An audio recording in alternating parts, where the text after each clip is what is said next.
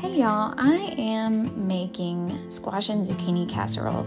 I'm trying to use up all of our zucchini, squash that we're getting in the garden, trying to find fun ways to use it.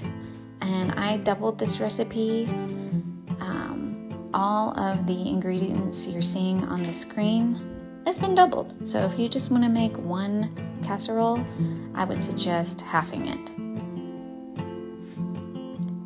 I'm making extra to put in the freezer just for a quick side for really anything. Okay, you're gonna wanna saute the onion and garlic in avocado oil. That's what I'm using. You could use butter as well.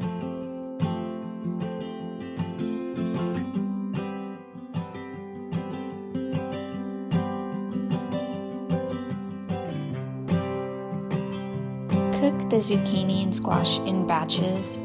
It just works better that way. Kind of goes quicker in my opinion.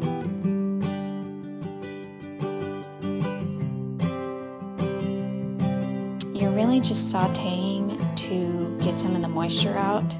You don't want it too overcooked, something like this. And here's the filling that you're going to put the squash and zucchini in.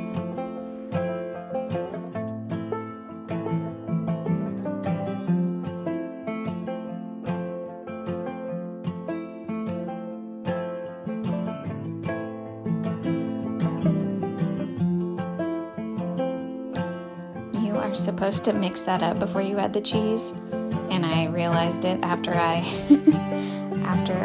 poured it in, but it's fine.